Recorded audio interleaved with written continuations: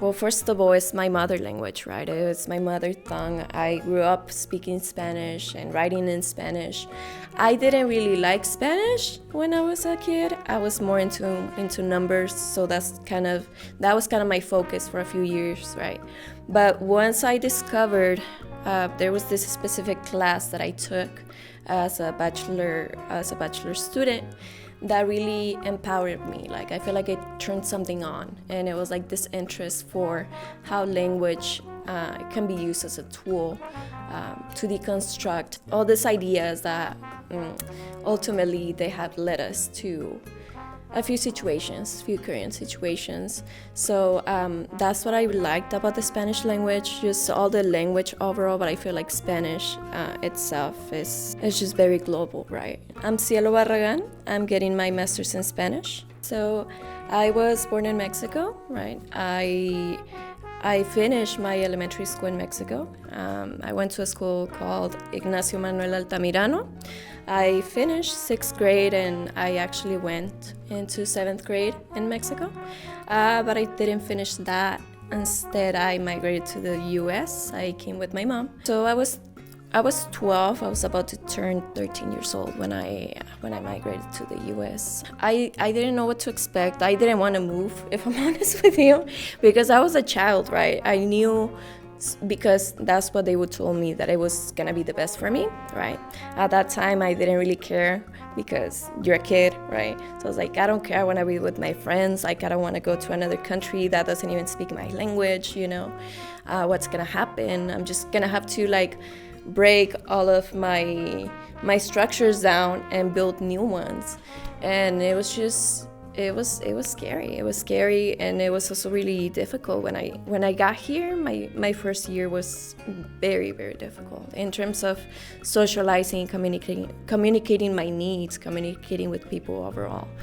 And I started middle school. I started off as a 7th grader in Lindsay, California. And I got my middle school diploma, right? And then I got my high school diploma in Lindsay High School. And then after that, I applied to Fresno State, got accepted, and I started off as a math major and Spanish as a minor. But I ended up not finding myself in the math department, so I just decided to stay with Spanish as my bachelor's. And I finished my bachelor's, and I'm currently finishing my master's degree. I got accepted to a few graduate programs, a few Ph.D. programs. 4 of them. I am gonna be attending University of Michigan in the fall of 2025 as a Ph.D. Student. And yeah, those are my plans. I am writing a thesis on 3 Latin American writers, Alejandra Pizarnik, Coral Bracho, and Clarice Lispector. And that's what my thesis is how they use language in literature to use it as a power tool to dismantle the power structures, that being social structures, government structures, and how they present a desire for the neutral when it comes to not being pushed to decide what to choose in life, because that just makes everything complicated.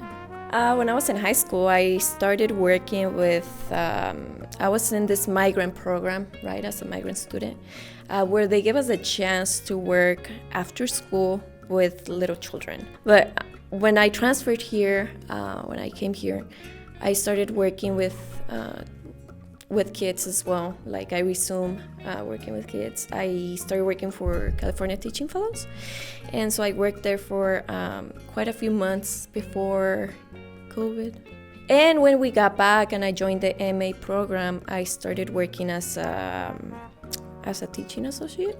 So I did that for 3 semesters, and it was a great experience, and that was part of why I decided to continue with this, because I really enjoyed working with college students. The most important thing that has happened to me here at the university that I really treasure is just knowing my classmates, because I grew up with them, and they taught me a lot of different things, and we shared a lot of different perspectives, and I feel that helped me grow as an individual and obviously as a professional. There's a few people I would like to thank in my life, just for being in my life and being together and being by my side, helping me push through and continue with this in the hard, this tough roads.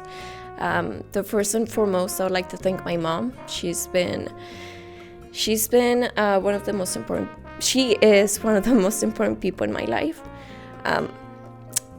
She was the person that taught me that education was the first thing in life, and I feel that that's one of the reasons why I have gotten to this point, and I want to continue with my career.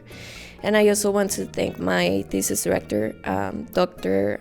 Jaime Rodriguez Matos. He has been amazingly helpful in this journey. He's been really patient with me. He has shown me patience, has shown me a lot of support as well. And also there's another professor that has really helped me in this last couple of months, which has been Dr. Rafael Lemos, that has helped me with a few projects as well.